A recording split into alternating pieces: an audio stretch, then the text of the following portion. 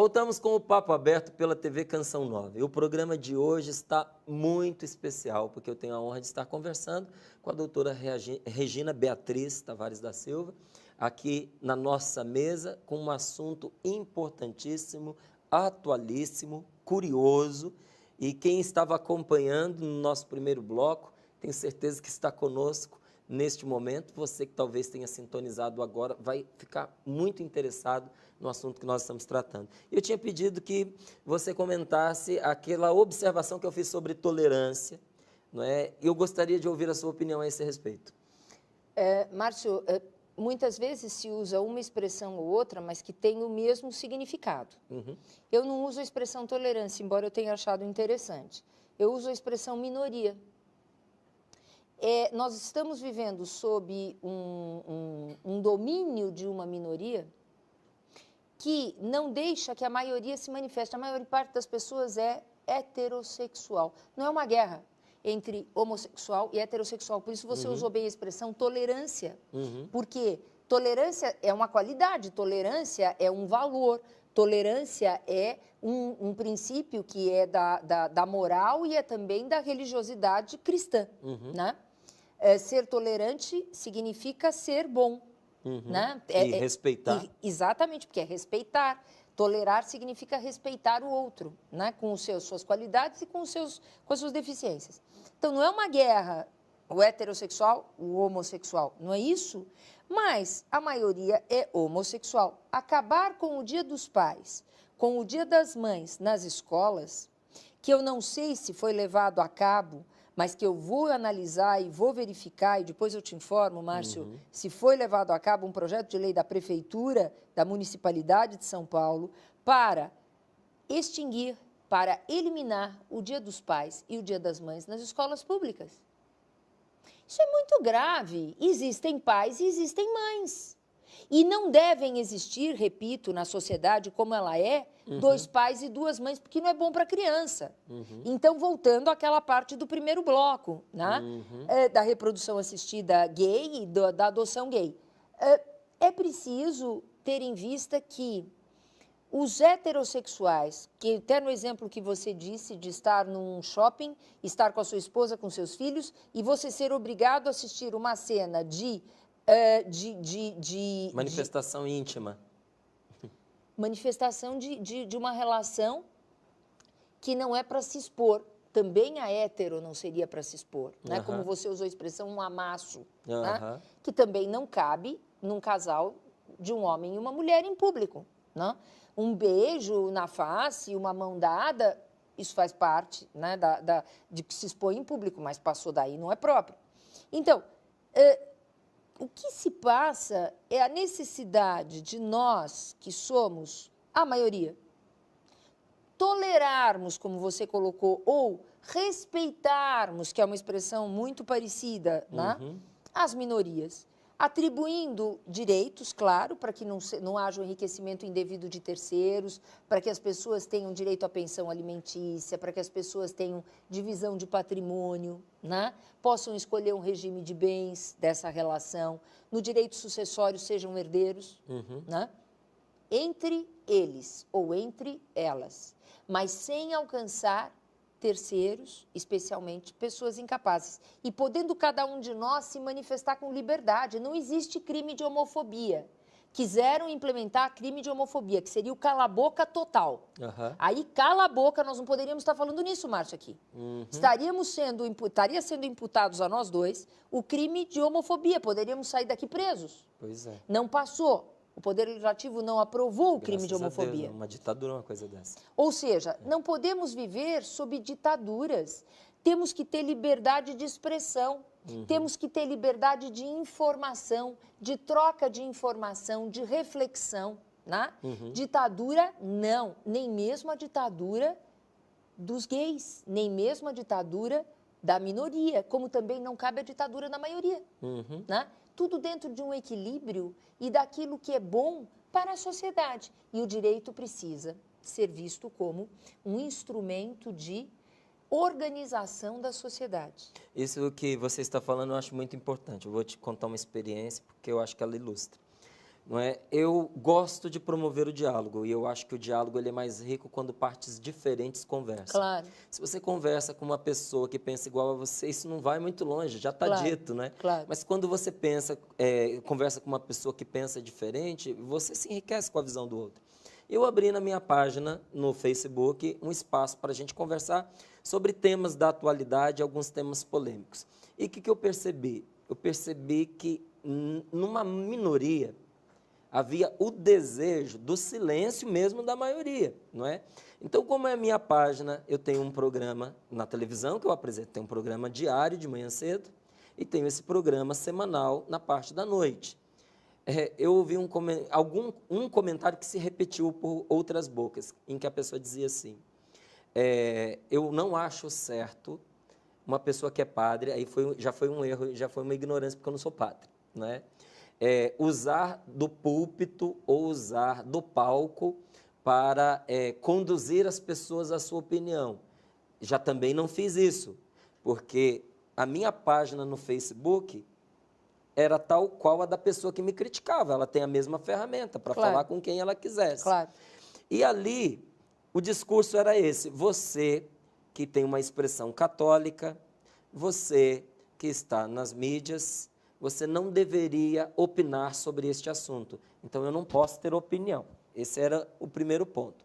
Segundo, como a nossa orientação na Canção Nova ela é cristã católica, as pessoas que frequentam esta página são essencialmente, na sua maioria, Sim, claro. cristãs católicas. Claro. E o que eu percebi do perfil do católico, que nos acompanha muitas vezes, que não se tem ideia do porquê, do para que serve uma lei.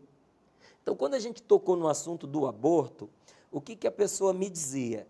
Eu sou cristã, eu posso decidir se vou ou não fazer um aborto, eu não dependo de uma lei para isso.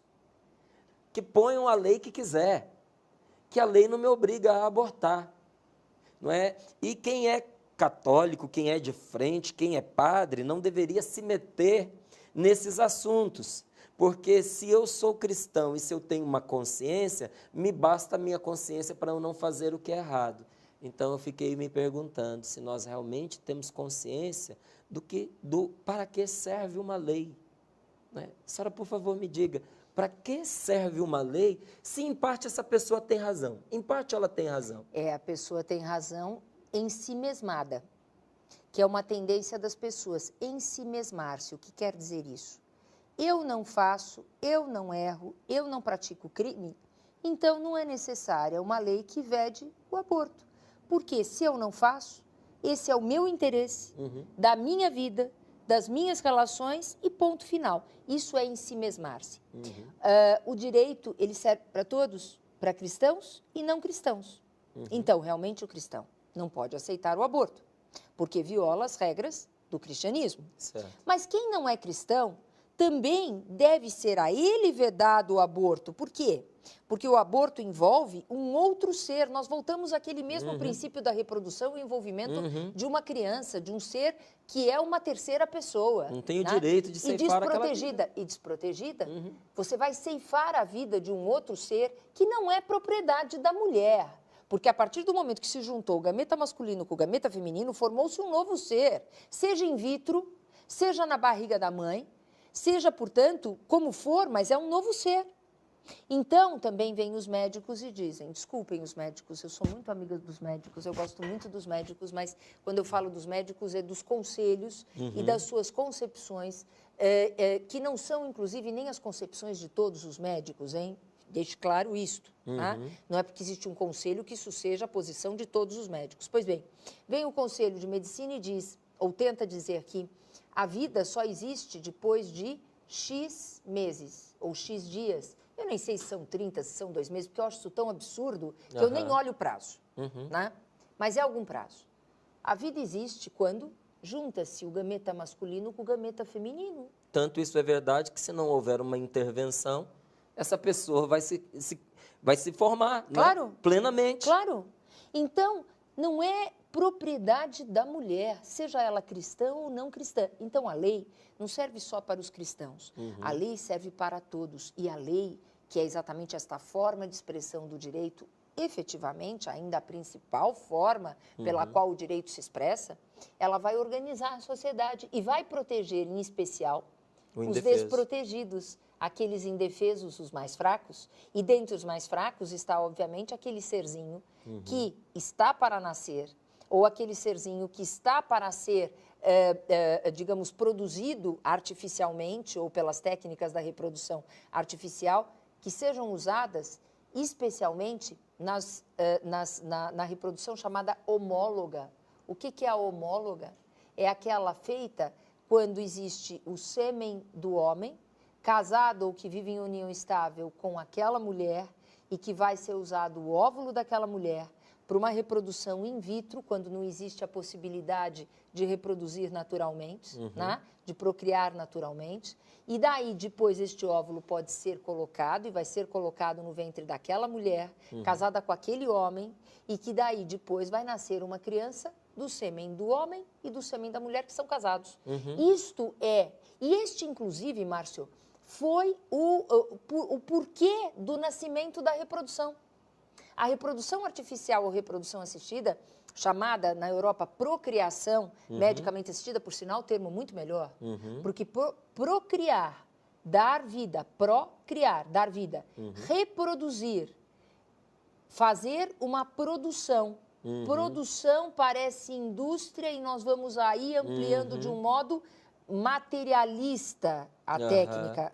Então, eu prefiro usar a expressão procriação artificial ou procriação medicamente assistida, que é o termo europeu. Mas essa procriação, ela surgiu para isto.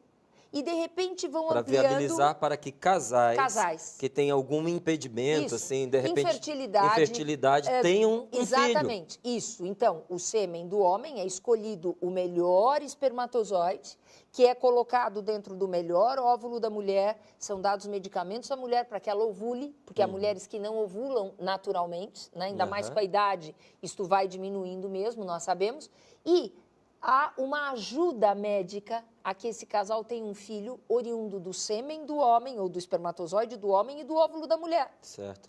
Isto é reprodução ou procriação homóloga. Certo. A heteróloga, que começa a envolver terceiros, doação de sêmen de terceiro, doação de óvulo de terceira mulher, barriga de gestação ou barriga de substituição, ou gestação de substituição. Enfim, tudo isso vai ganhando um horizonte que é muito, muito, muito problemático.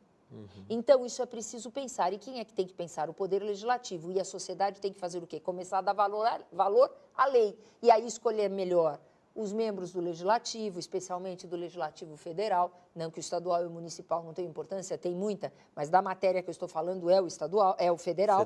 Né? Não é o estadual nem municipal. Espero que tenham escolhido melhor nessa eleição. Né? Não pensar que... Desculpe, um palhaço pode ser membro do Poder Legislativo. Não pode. Por que não pode? Porque a área dele é outra, é a palhaçada. Que bom, faz rir. Lá não é para rir, lá é para pensar, refletir com desenvolvimento intelectual. Não é qualquer pessoa que pode ser um bom membro do Poder Legislativo. Precisa ter uma vivência, uma experiência e um desenvolvimento intelectual para entender a sociedade e poder trabalhar em prol da sociedade, além da moralidade, além do bom caráter, além, obviamente, da probidade. Características que nós deveríamos ter como... Precisa ser uma pessoa capaz. Isto, capaz. Então, dentro disto, e por que nós acabamos elegendo palhaços, acabamos elegendo pessoas que são de ramos totalmente alheios, né, ao que é necessário num poder legislativo, que é um poder importante? Olhem os outros países do mundo. Não se vê esta bagunça do Poder Legislativo brasileiro, pelo menos até a última eleição. Não vi não acompanhei no sentido de saber efetivamente quem foi eleito. Os meus candidatos foram eleitos, mas não sei, não tive tempo ainda de acompanhar qual foi o movimento propriamente do Poder Legislativo. Mas olhem os outros países mais evoluídos. Se tem algum palhaço lá que vai de roupa totalmente descombinada, com o cabelo totalmente fora de propósito e falar de coisas que não são coisas do direito, que não são coisas da sociedade, que são palhaçadas, isso não existe. Uma coisa inadmissível. É inadmissível e o nosso Brasil acham graça disso. E eu sei que esse palhaço, desculpe, viu, não tenho nada contra você, palhaço, se você estiver me ouvindo ou alguém da sua assessoria, mas acabou sendo eleito outra vez. Isso eu sei. Quer dizer, O que é isto, brasileiro e brasileira? Pense, né, no que está fazendo e construindo para o seu país. Deixe de ser ensimesmado e passe a pensar na sociedade como um todo. E o quanto é importante a lei para todos. Exato. E não só para si. E que herança você está deixando para as pessoas que você ama. Claro. Porque hoje nós estamos num ponto inicial das escolhas que nós estamos fazendo. Claro. Essas escolhas terão desdobramentos, elas terão consequências. Não é? Uma árvore, ela começa com uma semente. Nós estamos plantando uma semente hoje que vai explodir em muitos frutos lá na frente. Talvez você não viva o suficiente para colher esses frutos. Exatamente. Mas os seus filhos, os seus netos vão colher. E eu fico pensando, que tristeza. De repente, a gente construir uma sociedade e chegarmos ao fim dos nossos dias, percebendo a crise em que nós metemos as pessoas mais caras, mais queridas para nós. Levarmos um tempo de uma vida inteira para descobrir os erros que nós cometemos e as consequências sobre as pessoas que nós amamos quando é tarde demais para nós corrigirmos. Então, é hora da gente pensar e da gente pensar com seriedade e de agirmos em coerência com as nossas escolhas. Porque nós estamos numa sociedade plural, não é? Com opiniões diferentes. Mas o que me choca é muitas vezes a pessoa vestir uma identidade e agir de uma forma tão incoerente com ela. Não é? Já que a gente está numa emissora católica, me choca verdadeiramente quando eu ouço uma pessoa dizer: eu sou cristão, eu sou católico, mas as minhas decisões, as manifestações dos meus pensamentos são completamente incoerentes com a identidade que eu estou assumindo.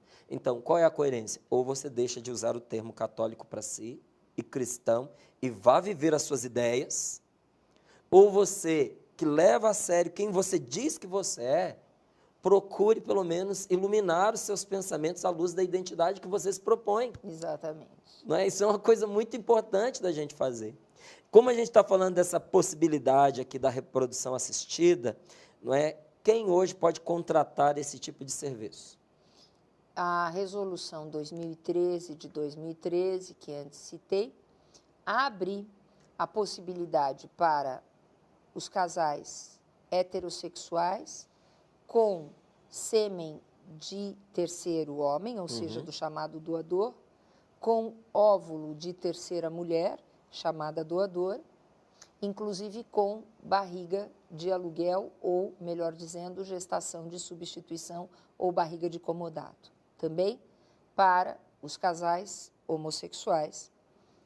Como disse, essa resolução 2013 abriu esta possibilidade e digo, repito, é norma de deontologia que o Poder Legislativo deveria trazer para si, e espero que traga, essa responsabilidade de regular essa matéria. E ainda, pessoas sozinhas. A chamada reprodução independente. Que moderno, né? Uma mulher chegar e dizer, quero reproduzir sozinha. Eu sempre fui independente, graças a Deus, mas no sentido da independência intelectual, da independência profissional, né? Por isso eu escolhi a advocacia, inclusive, como minha principal atividade profissional. Só que, para ter um filho, eu dependo de um homem. Porque esse filho precisa ter um pai e uma mãe, dentro do princípio da biparentalidade. Isto, os psicólogos, inclusive, aqueles que obviamente são honestos, corretos, nas suas análises psicológicas, nas suas análises do que é o psiquismo humano, eles mesmos dizem, uma criança para ter um bom desenvolvimento, para se formar um adulto com chances exitosas na sua formação, o êxito não é material, o êxito moral, o êxito intelectual, o êxito da felicidade, tão propagada felicidade, o êxito da realização, precisa ter um pai e uma mãe. Para o pleno desenvolvimento da sua potencialidade. Chama-se biparentalidade. Então, como é que uma mulher chegar sozinha hoje em dia pode, por esta resolução, porque o Poder Legislativo se omite e não legislar sobre esse tema, pode fazer uma reprodução independente? Tirando o direito do filho de ter um pai. Exatamente, porque ele jamais poderá, inclusive, saber, por esta mesma resolução, quem é o pai.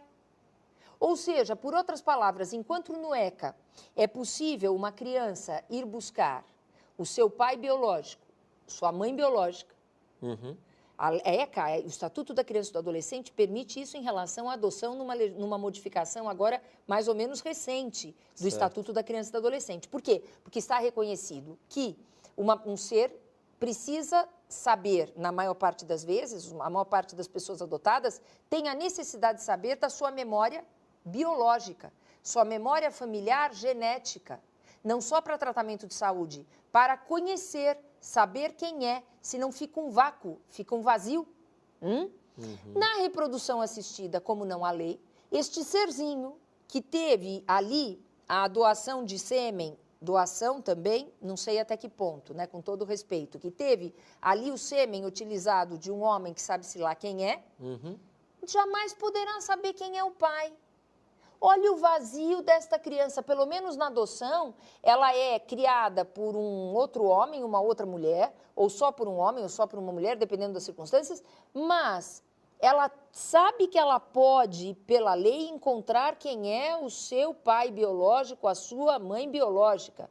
Na reprodução assistida se veda por essa resolução 2013 de 2013, como se vedava também nas resoluções do Conselho Federal de Medicina anteriores, o conhecimento, o sigilo do doador é mais importante do que um direito sagrado, que é um direito da personalidade, é um direito fundamental.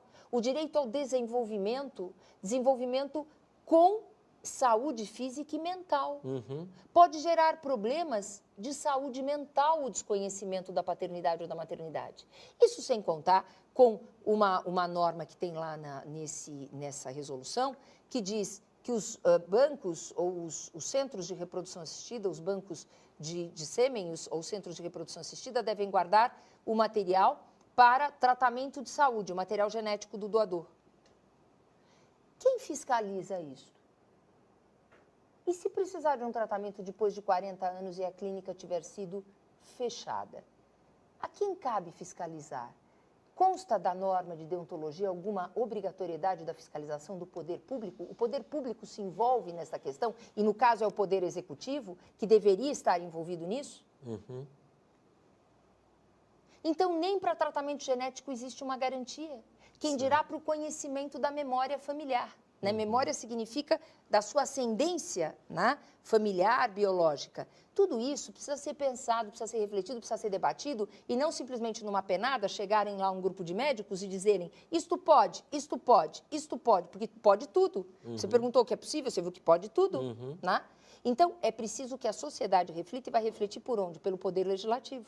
Esperando que a sociedade também pense, volte a pensar, comece a pensar, se ainda não pensou, que as leis são muito importantes, não só para nós, mas para todo, para o crescimento maior da nossa população, para a evolução, para que a nossa sociedade melhore, não só no plano religioso, no plano econômico, no plano da convivência social, do combate à violência, seja doméstica, seja nas ruas, é um todo.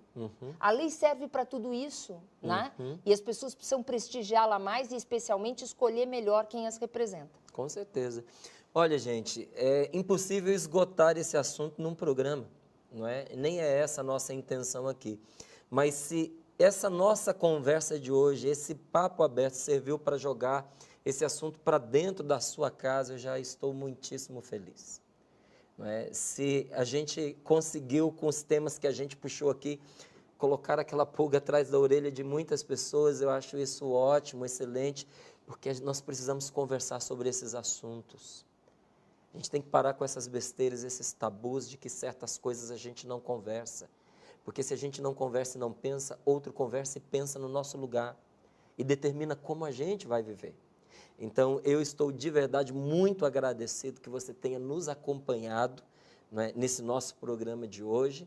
Não é? Vou solicitar que esse programa seja exibido novamente, então quero que você, dentro das suas possibilidades, divulgue mesmo, não é? Comente, estenda esta conversa para além dos horizontes da televisão, do rádio, até mesmo da internet, que você possa conversar com seus amigos, fazer as pessoas pensar, não é convencê-la a respeito do que você acha que é certo, mas fazer com que as pessoas pensem e não permitam que outros pensem por ela, não é? E num momento de reprise você possa reassistir e convidar outros a fazerem o mesmo. Quero pedir aqui à doutora Regina que apresente para a gente esse livro, nesses nossos últimos momentos do programa, que eu fiquei muito contente de ver aí o seu trabalho e de poder ter acesso a ele.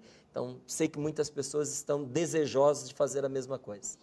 Muito obrigada por essa oportunidade nesse programa que tem o nome ideal, que é Papo Aberto, né? Porque, como você disse, o papo tem que ser aberto, né?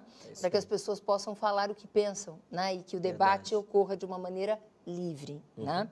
E dentro disso, Grandes Temas de Direito de Família e das Sucessões, no seu volume 2, é um livro publicado pela editora Saraiva, na coordenação minha e do desembargador e professor Teodureto de Almeida Camargo, desembargador aqui no Tribunal de Justiça de São Paulo. Muitos autores de renome nacional e internacional, tratando de temas da atualidade do direito de família e das sucessões, repito, no seu volume 2, porque também temos o volume 1 desta coleção chamada Grandes Temas de Direito de Família e das Sucessões. Eu recomendo a leitura. Ok. E doutora, este livro é seu. Muito obrigado. Vou deixar aqui porque depois eu quero dedicado. Obrigada. Tá bem? Com prazer. Doutora Regina, muito obrigado. É um prazer recebê-la novamente no programa e com certeza teremos outras chances de conversar. Muito obrigada. Eu que agradeço. Uma ótima semana para você e nós nos vemos na nossa próxima segunda-feira às 22 horas, se Deus quiser.